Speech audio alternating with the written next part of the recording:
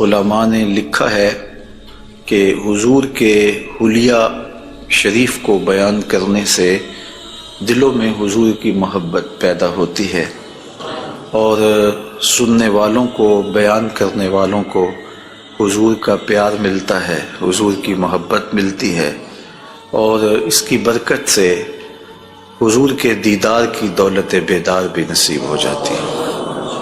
ہماری آرزو ہے کہ ہم آقا و مولا حضور ختم المرتبت صلی اللہ علیہ وآلہ وسلم کے شمائل کا درس سنیں، بیان کریں، ہماری بھی قسمت جاگے، زندگی میں وہ شب بھی آئے کہ آنکھیں بند ہوں اور مقدر جاگ اٹھے اور میں سو جاؤں یا مصطفیٰ کہتے کہتے، کھلے آنکھ صلی علی کہتے کہتے۔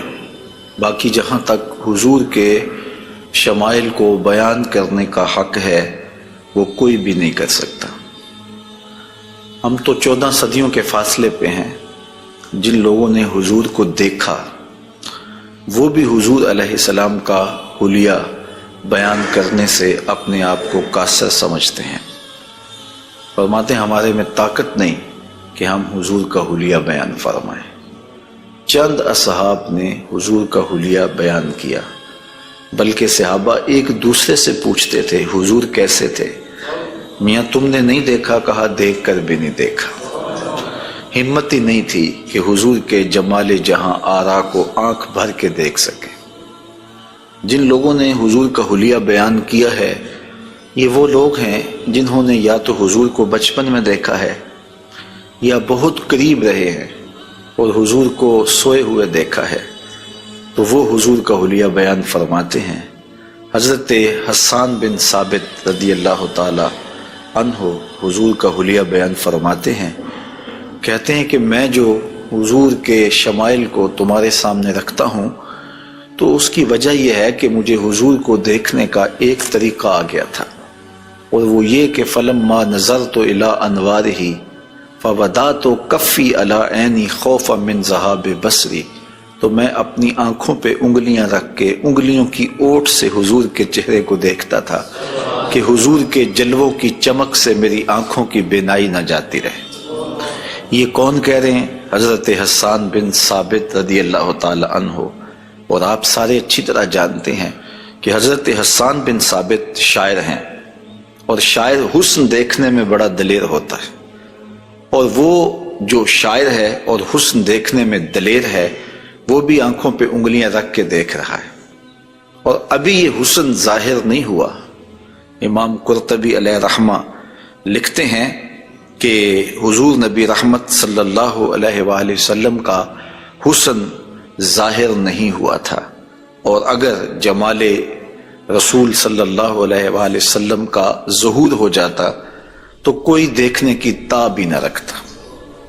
حضور کے جمال جہاں آرا پر 70,000 بشریت کے پردے رکھے گئے، لیکن اس چھپے ہوئے حسن کو بھی دیکھنے کی تاب نہیں ہے، اور اگر یہ حسن بے نقاب ہوتا تو کیا ہوتا؟ یہی بہتر ہے کہ وہ پردے میں روح پوش رہے، وہ اگر پردہ اٹھا دے تو کسے ہوش رہے۔ حضرت شاہ ولی اللہ محدث دہلوی علیہ رحمہ نے اپنے والد حضرت شاہ عبد الرحیم محدث دہلوی علیہ رحمہ سے روایت کیا ہے کہ میرے والد شاہ عبد الرحیم خواب میں حضور کی زیارت کی، اور یہ بات آپ اچھی طرح جانتے ہیں کہ جس نے حضور کو خواب میں دیکھا اس نے حضور کو ہی دیکھا۔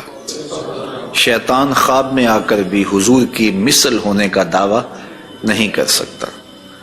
تو خواب میں حضور کو دیکھا اور عرض کی یا رسول اللہ صلی اللہ علیہ وسلم، آپ نے فرمایا ہے انا املہ و اخی یوسف اسبہ، میں نمکین حسن والا ہوں اور میرا بھائی یوسف میٹھے حسن والا تھا۔ وہاں تو زنان مصر کی انگلیاں کٹ گئیں، اور یہاں ایسا کوئی واقعہ پیش نہیں آیا، جبکہ حسن ملی حسن سبی کی نسبت زیادہ پرکشش ہوتا ہے، تو وہاں انگلیاں کٹ گئیں اور یہاں ایسا کوئی واقعہ پیش نہیں آیا، تو اس کی کیا وجہ ہے؟ تو حضور نے جو خواب میں جواب دیا وہ حضرت شاہ عبد الرحیم نے بیان فرمایا، اور شاہ ولی اللہ محدث دہلوی علیہ رحمہ نے در سمین میں اس کو لکھا، آقا کریم نے فرمایا جمالی مستور عن اعین الناس غیرۃ من اللہ، اے عبد الرحیم، اللہ نے غیرت محبت کی وجہ سے میرے حسن کو لوگوں کی نظروں سے چھپا کے رکھا ہے۔ کوئی محب نہیں چاہتا کہ میرا محبوب کوئی دیکھے۔ قتیل شفائی نے کہا تھا نا، اس حد تلک بڑھ گئی ہے بے اعتمادی کہ تجھ کو تجھ سے بھی چھپانا چاہتا ہوں۔ وہ کہتا ہے میری تو آرزو یہ ہے کہ تو آئینہ بھی نہ دیکھے۔ تو محب کی غیرت ہوتی ہے کہ اس کے محبوب کو کوئی نہ دیکھے۔ تو کہا کہ میرے حسن کو لوگوں کی نظروں سے چھپا کے رکھا گیا، اور اگر یہ حسن ظاہر کر دیا جاتا تو کوئی تاب نہ لا سکتا۔ تو یہ چھپے ہوئے حسن کا عالم ہے کہ دیکھنے والوں کو پھر بھی انگلیاں رکھ کے دیکھنا پڑتا ہے، اور اگر یہ بے نقاب ہوتا تو پھر کون تاب لا سکتا۔ مولانا حسن رضا اعلی حضرت کے برادر محترم فرماتے ہیں وہ اگر جلوہ کریں کون تماشائی ہو۔ تو یہ وہ حسن ہے کہ جو تمام کا تمام ظاہر نہیں کیا گیا اور لوگوں کی نگاہوں سے پوشیدہ رکھا گیا، لیکن وہ بشریت کے پردوں کی اوٹ سے چھن چھن کے بھی اس قدر تابع ہے کہ پوری کائنات کے اندر رنگ اسی حسن کے جھلکتے دکھائی دیتے ہیں، اور ہر طرف اسی کے انوار پھیلے ہوئے نظر آتے ہیں۔ تو حضور کے حسن کا بیان، حضور کے حسن کا ذکر اگرچہ انسانی استطاعت میں نہیں ہے اور اس کے بس میں نہیں ہے، لیکن اس کے باوجود صحابہ کے دور سے لے کر آج تک لوگوں کا یہ محبوب موضوع رہا ہے کہ وہ حضور علیہ السلام کے حسن کا ذکر کر کے اپنے قلب کی تسکین کا ساماں کرتے ہیں۔ علماء نے یہ بھی لکھا ہے کہ جو شخص حضور کے حسن کو بیان کرے لوگوں کے دلوں میں اس کے لیے پیار پیدا ہو جاتا ہے۔ آج ہر شخص چاہتا ہے کہ میں ہر دل عزیز ہو جاؤں، تو یہ سادہ سا نسخہ ہے کہ کائنات میں حضور کے حسن کے تذکرے کیا کرو، دنیا تم سے پیار کرنے لگ جائے گی۔ تم محبوب الخلائق بن جاؤ گے اگر تم اس محبوب دو عالم کے حسن کو لوگوں کی نظروں کے سامنے بیان کرو گے۔ انشاءاللہ حضور کے مختلف اعضاء کے حسن کا ذکر ترتیب وار کیا جائے گا، اور اہل محبت نے اور اصحاب رسول نے اس پر کیا محبتوں کے پھول پیش کیے ہیں، یقیناً آپ کے قلوب کو فرحت بھی ہوگی، قرار بھی ملے گا، اور آقا کریم کے حسن دل پذیر اور حسن جاں فضا کی مستیوں میں آپ کھو بھی جائیں گے۔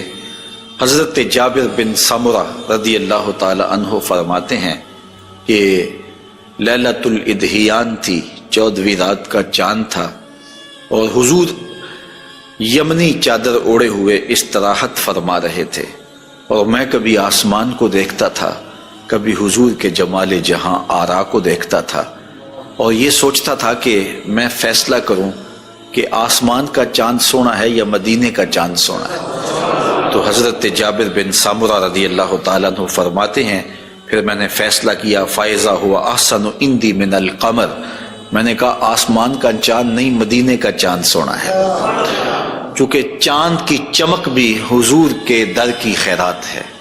چاند کو، سورج کو، شمس و قمر کو جو روشنیاں دی گئی ہیں وہ حضور کے صدقے سے دی گئی ہیں۔ تو کائنات میں جہاں بھی اجالا ہے، جہاں بھی روشنیاں ہیں، جہاں بھی نور ہے، وہ نور حضور علیہ السلام کا ہی ظہور ہے، اور حضور کا نور ہے کہ جو کسی سے مستعار نہیں لیا ہوا، وہ حضور کا اپنا نور ہے، اپنا حسن ہے۔ علامہ بوصیری علیہ رحمہ نے کتنی خوبصورت بات کہی، منزہ عن شریک فی محاسنہ فجوہر الحسن فیہ غیر منقسم، کہ حضور اپنے محاسن میں، اپنے کمالات میں کسی شریک سے منزہ ہیں، اور آپ کا جوہر حسن جو ہے وہ غیر منقسم ہے۔ تو حضور کا حسن کسی سے مستعار نہیں لیا ہوا، بلکہ پوری کائنات کو جو حسن ملا ہے وہ حضور کی دہلیز کی عطا ہے، حضور کی چوکھٹ کی خیرات ہے۔ تو زمانہ چمک رہا ہے تو حضور کے انوار سے، اور بریلی سے آج بھی آواز آ رہی ہے، چمک تجھ سے پاتے ہیں سب پانے والے، میرا دل بھی چمکا دے چمکانے والے۔ تو ساری روشنیاں اسی دہلیز سے پھوٹتی ہیں، اسی در سے پھوٹتی ہیں، سارے اجالے اسی چوکھٹ سے نکلتے ہیں۔ اللہ نے اپنے محبوب علیہ السلام کو جو حسن دیا، جو جمال دیا، حضرت برا بن عازب رضی اللہ تعالیٰ عنہ بیان فرماتے ہیں، امام بخاری و مسلم نے اس کو روایت کیا ہے، کان رسول اللہ صلی اللہ علیہ وسلم احسن الناس وجہا، کائنات میں جتنا سونا چہرہ میرے حضور کا تھا کسی کا تھا ہی نہیں، سب سے زیادہ سونا اور خوبصورت چہرہ اللہ نے اپنے محبوب کو عطا کیا ہے۔ اور حضرت ابو ہریرہ رضی اللہ تعالی عنہ سے معروف روایت ہے جس کو امام ترمذی نے اور باقی محدثین نے روایت کیا ہے، حضور فرماتے ہیں حضرت ابو ہریرہ، ما رأیت شیئا احسن من رسول اللہ صلی اللہ علیہ وسلم، میں نے حضور سے سونا کوئی دیکھا ہی نہیں۔ اور حضرت حسان بن ثابت کہتے ہیں کہ آج تک کسی ماں نے ایسا سونا جنم ہی نہیں دیا، سونا دیکھتے کیسے، کسی ماں نے ایسا جنم ہی نہیں دیا۔ حضرت ابو ہریرہ نے ایک موقع پہ فرمایا کہ کل قمر لیلۃ البدر لم ارا قبلہ ولا بعدہ مثلہ، کیا پوچھتے ہو 14ویں رات کا چمکتا ہوا چاند تھے میرے حضور۔ پھر کہتے ہیں نہیں حضور جیسا نہ پہلے دیکھا ہے نہ بعد میں دیکھا۔ تو حضرت حسان بن ثابت فرماتے دیکھتے کیسے، کسی ماں نے جنم دیا ہوتا تو دیکھتے۔ خدا نے وہ سچائی پن چھڑیا جدے وچ محمد نو ٹالیا سی، حسینہ جمیلہ دا منہ موڑ دیتا، محمد بنا کے قلم توڑ دیتا۔ اللہ تعالیٰ نے ایسا پیکر تراشا ہے، ایسی صورت بنائی ہے کہ جس کی مثل کائنات کے اندر نہ کوئی دوسری صورت ہے، اور میرے محبوب کے جمال جیسا نہ کوئی دوسرا جمال ہے۔ تو وہ حسن، وہ جمال، وہ کمال اور وہ شانیں اور وہ مراتب رفیع عطا کیے گئے جو انہی کا مقسوم ہے۔ حضور کا پورا جسم انور اور حضور کا وجود مسعود برکتوں سے مالا مال تھا اور حسن اور جمال کا آئینہ دار تھا۔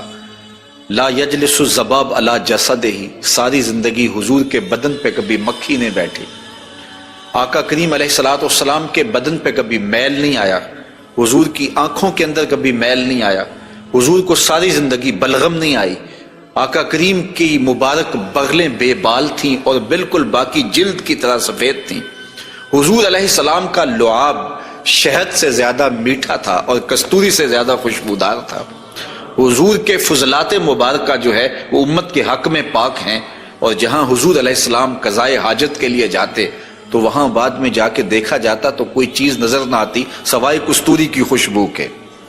تو آقا کریم علیہ الصلوۃ والسلام کو کبھی جمائی نہیں آئی، کبھی حالت نیند میں حضور نبی رحمت صلی اللہ علیہ وآلہ وسلم ناپاک نہیں ہوئے، حضور نبی رحمت صلی اللہ علیہ وسلم پر کوئی نجاست نہیں آئی، اور آقا کریم کے بدن کا سایہ بھی نہیں تھا تاکہ زمین کے اوپر حضور کا سایہ نہ گرے۔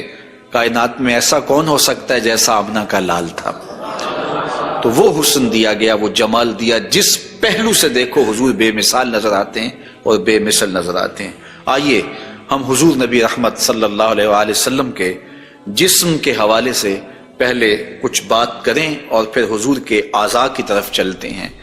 حضور کا مبارک جسم بے سایہ تھا، اور یہ سایہ نہ چاند کی چاندنی میں دکھائی دیتا تھا اور نہ سورج کی روشنی میں پڑتا تھا۔ حضرت ذکوان رضی اللہ تعالی عنہ روایت کرتے ہیں، فرماتے ہیں کہ ان رسول اللہ صلی اللہ علیہ وسلم لم یکن یرا لہ ظل فی شمس ولا قمر، حضور کا سایہ نہ سورج کی روشنی میں ہوتا تھا اور نہ چاند کی چاندنی میں ہوتا تھا۔ اور حضرت عثمان رضی اللہ تعالی عنہ خلیفہ ثالث رضی اللہ تعالی عنہ اس کی وجہ بیان فرماتے ہیں کہ حضور کا سایہ کیوں نہیں تھا۔ فرماتے ہیں ان اللہ ما اوقع ظلک علی الارض لئلا یدع انسان قدمہ علی ذلک الظل، اللہ تعالیٰ نے محبوب کا سایہ زمین پہ اس لیے نہیں پڑنے دیا کسی انسان کا قدم محبوب کے سائے پہ نہ آ جائے۔ اللہ اکبر۔ لیکن حضرت شیخ احمد مجدد الفسانی علیہ رحمہ نے ایک بڑی خوبصورت بات کہی، اور ہمارے لیے وہ بڑی ٹھنڈک اور بڑی تسکین کا سامان ہے۔ وہ فرماتے ہیں کہ اورا صلی اللہ علیہ وسلم سایہ نبود، آقا کریم علیہ السلام کا سایہ نہیں تھا۔ در عالم شہادت، اس عالم شہادت میں حضور کا سایہ نہیں تھا، اور یہ بات ثابت ہے، اور تقریباً تمام مکاتیب فکر کے لوگ ایک دو مکتبہ فکر کے علاوہ باقی سارے اس بات کو تسلیم کرتے ہیں۔ رشید احمد گنگوہی نے بھی یہ بات لکھی ہے، امداد السلوک کے اندر یہ روایت موجود ہے کہ بتواتر ثابت شد کہ حضرت علی سایہ نہ داشتن۔ وہ کہتے ہیں کہ یہ بات تواتر کے ساتھ ثابت ہے کہ آن جناب صلی اللہ علیہ وسلم کا سایہ نہیں تھا۔ تو حضرت شیخ فرماتے ہیں کہ عالم شہادت میں حضور کا سایہ نہیں تھا، شیخ احمد مجدد الفسانی۔ کیوں سایہ نہیں تھا؟ فرماتے ہیں سایہ ہر شخص از شخص لطیف تر است، کسی چیز کا سایہ اس شے سے زیادہ لطیف ہوتا ہے۔ چون لطیف تر از وے صلی اللہ علیہ وآلہ وسلم در عالم نہ باشد اورا سایہ چے صورت دارد۔ جب حضور سے لطیف کائنات میں شے ہی کوئی نہیں ہے تو پھر سایہ کیا معنی رکھتا ہے؟ کائنات میں حضور سے لطیف ہے ہی کوئی چیز نہیں ہے، حضور کی مثل عالم امکان میں ممکن ہی نہیں ہے۔ اب مجھے یہ بتائیں کہ جس کا سایہ بھی نہیں تھا اس کا ثانی ہو سکتا ہے؟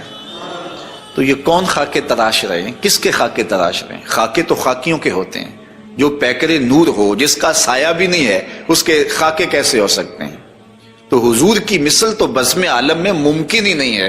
اقبال بھی بول پڑے رخ مصطفیٰ ہے وہ آئینہ، کہ اب اس سا دوسرا آئینہ نہ کسی کی بزم خیال میں نہ دکان آئینہ ساز میں۔ ممکن ہی نہیں ہے۔ خدا نے وہ سچا ہی پن چھڑیا جدے وچ محمد نو ڈالیا سی۔ تو آقا کریم علیہ الصلوۃ والسلام کا سایہ نہیں بنایا، اور کائنات کے اندر وہ بے مثل بھی ہیں، وہ بے مثال بھی ہیں۔ تو یارو جس کا سایہ بھی نہیں ہے اس کا ثانی کیسے ہو سکتا ہے؟ تو آقا کریم علیہ الصلوۃ والسلام کا مبارک قد انور، حضور کا جسم نور، اللہ تعالیٰ جل شانہ نے حضور کو قد رانا دیا ہوا۔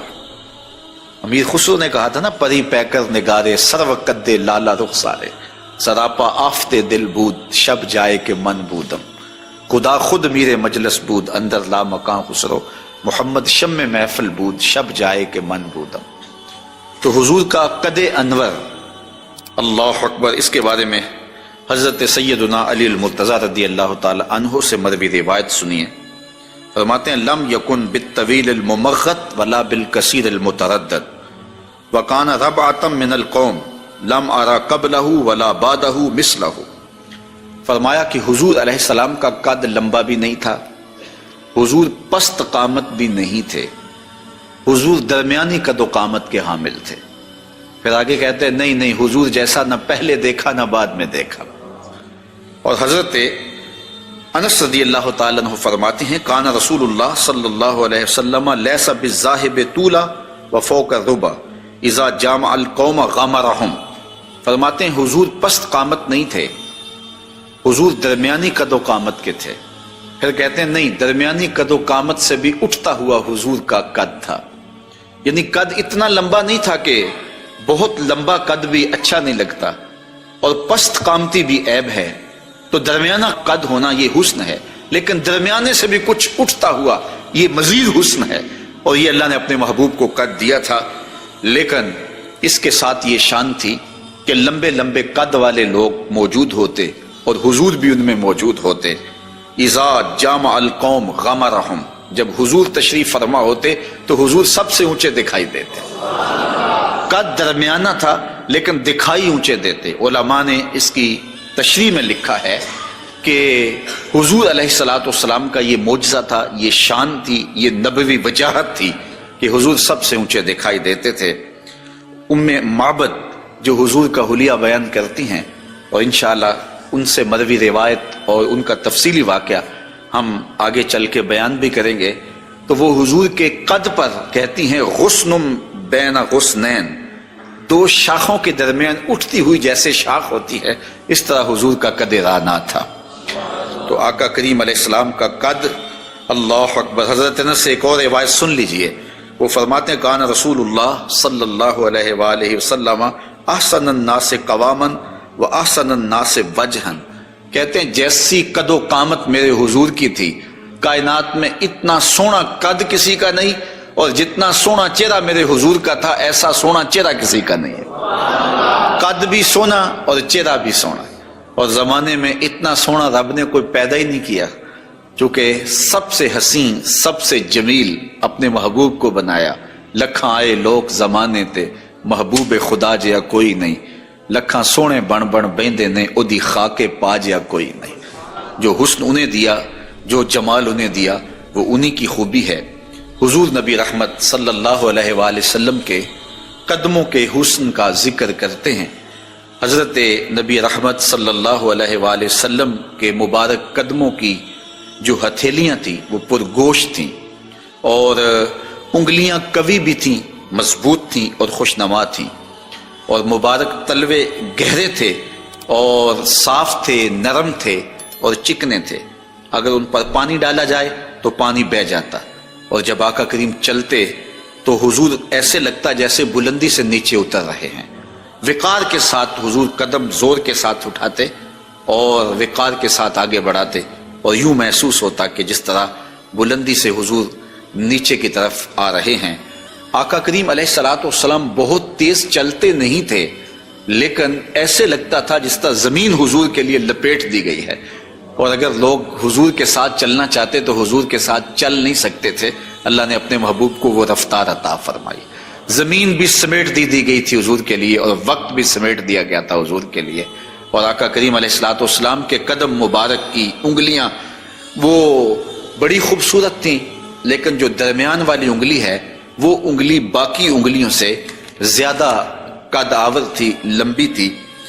آئیے ذرا اس انگلی کا حال حضرت میمونہ بنت کردم رضی اللہ تعالی عنہا سے سنیے۔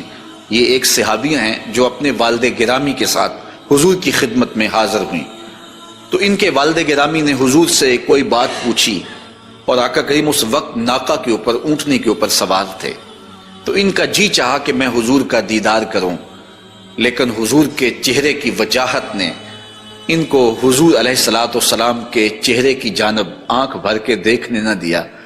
تو کہا اب آئی ہوں تو حضور کے مبارک پاؤں کو دیکھنے لگی۔ تو حضرت میمونہ بنت کردم فرماتی ہیں فما نسیتو فی ما نسیتو طول اصبع قدمہ السبابہ علی سائر اصابعہ، کہا مدت ہو گئی ہے میں نے حضور علیہ السلام کو دیکھا تھا، اور حضور کے مبارک پاؤں کی انگلیوں میں سے جو درمیان والی انگلی ہے اس انگلی کا جو قد باقی انگلیوں سے تھوڑا سا لمبا تھا، آج تک میری آنکھوں سے وہ حسن نہیں ہٹتا ہے، وہ حسن ہی زائل نہیں ہوتا ہے۔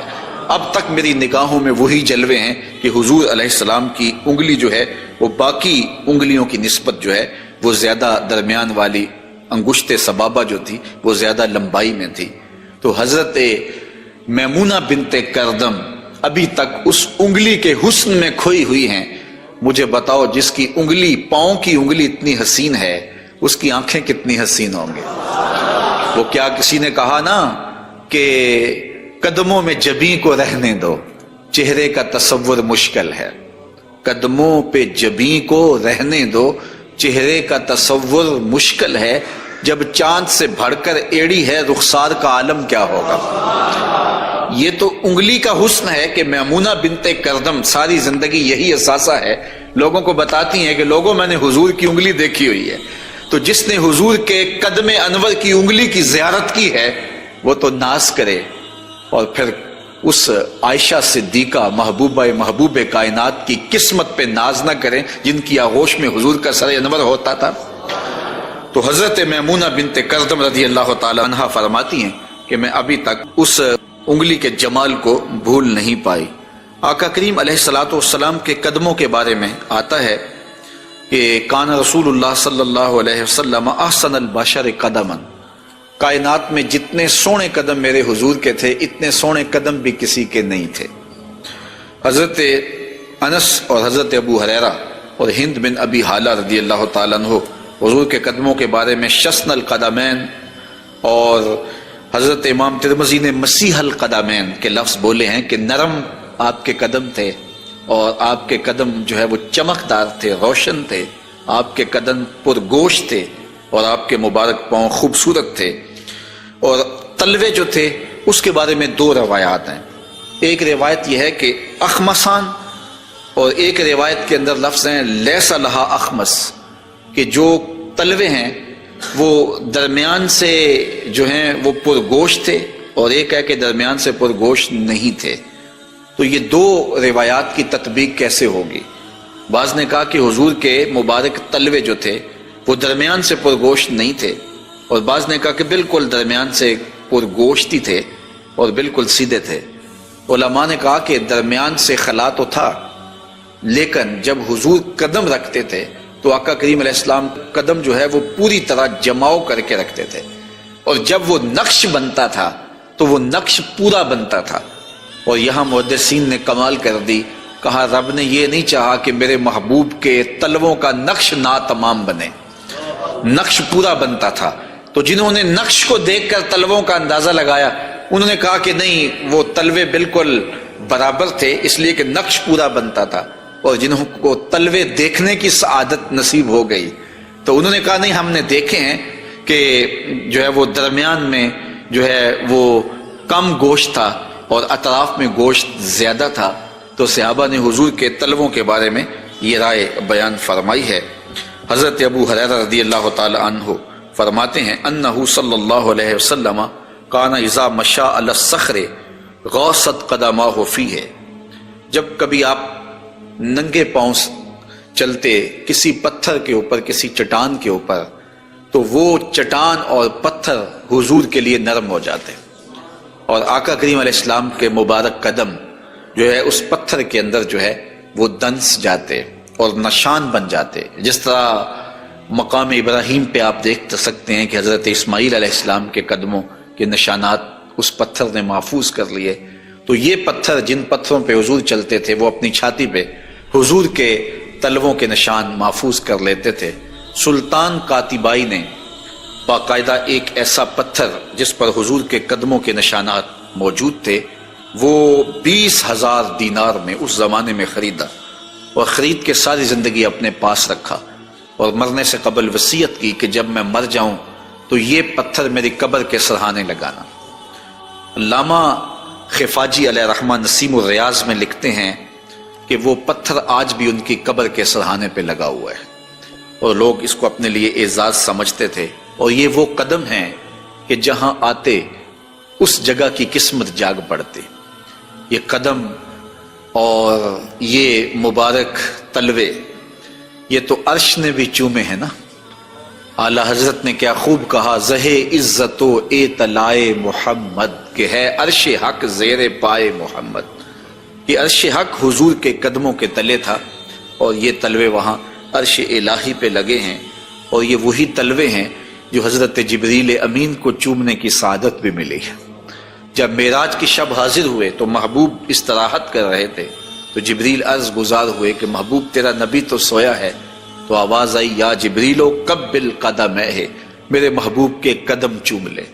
تو جبریل امین نے حضور کے قدم چوم لیے، تو پھر کیا لطف آیا ہوگا۔ کسی نے تصور میں جبریل سے پوچھا کہ حضور کے قدم چومے تھے، تلیاں چومی تھیں، تو بتا کیا کیف ملا؟ تو اس نے زبان حال سے کہا، نہ جنت کی کلیوں میں دیکھا مزہ جو محمد کی تلیوں میں دیکھا۔ حضور علیہ السلام کے مبارک قدم جہاں پڑتے وہاں رحمتیں اور برکتیں ہی نازل ہوتی۔ ذی المجاز کی منڈی میں اپنے چچا کے ساتھ حضرت علی المرتضیٰ رضی اللہ تعالیٰ عنہ کے والد جناب ابو طالب کے ساتھ حضور جا رہے تھے۔ انہوں نے کہا کہ مجھے تو بڑی سخت پیاس لگی ہے۔ تو آقا کریم علیہ السلام نے سواری سے اتر کے زمین پر زور سے اپنا پاؤں مارا، تو جب آپ نے پاؤں مارا تو چشمہ پھوٹ پڑا، اور اپنے چچا سے کہا کہ یہاں پانی پی لیجیے گا۔ اور حضور علیہ السلام کی مبارک ایڑیاں جو ہیں ان کے بارے میں ہے کہ وہ کم گوشت تھیں، ان پر زیادہ گوشت نہیں تھا، اور آقا کریم علیہ السلام اس ایڑی کو بھی جہاں لگاتے وہاں حالات رحمتوں بھرے ہو جاتے۔ حضرت جابر رضی اللہ تعالی عنہ کا اونٹ تھا، ایک سفر میں وہ حضور کے ساتھ تھے کہ وہ تھک گیا اور اس سے چلا نہیں جاتا۔ حضور کی سواری گزری تو انہوں نے عرض کی، یا رسول اللہ صلی اللہ علیہ وسلم، یہ میرا اونٹ ہے اور تھک گیا ہے، اور میں قافلے کے ساتھ کیسے سفر کر سکتا ہوں؟ تو آقا کریم علیہ السلام نے اپنی ایڑی سے اس کو ٹھوکر لگائی، فناشتا حتی کانا لا یملک زمامہ، وہ اتنا تیز ہوا کہ پھر اس کی باگ سنبھالی نہیں جاتی تھی۔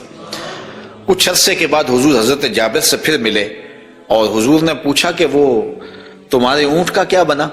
تو انہوں نے کہا بخیرن قد اصابت ہو برکتوں کا، حضور آپ کی برکت کی وجہ سے اب خیر ہی ہو گئی ہے۔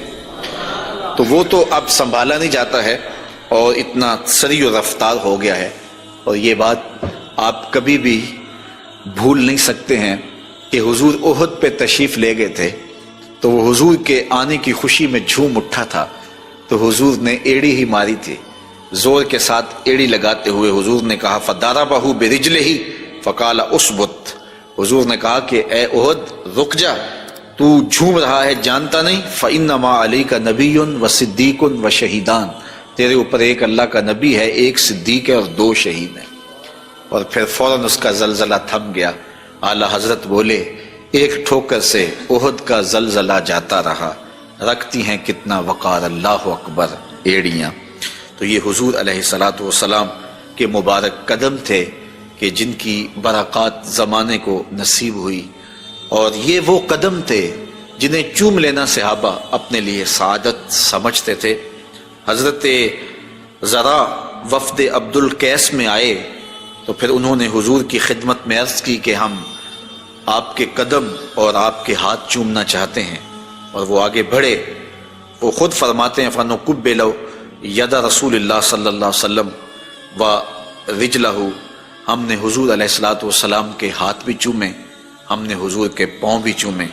حضرت صہیب رضی اللہ تعالی عنہ فرماتے ہیں کہ رأیت علیٰ یقبل ید العباس ورجلہ، میں نے دیکھا کہ حضرت علی اپنے چچا عباس کے ہاتھ بھی چومتے تھے اور پاؤں بھی چومتے تھے۔ اور یہ کیوں چومتے تھے، اس کی وجہ ایک دیگر حدیث میں حضرت ثابت رضی اللہ تعالی عنہ حضرت انس کے پاس آئے، اور انہوں نے آ کے حضرت انس سے پوچھا کیا تم نے اس ہاتھ کو حضور کے ہاتھ سے مس کیا ہوا ہے؟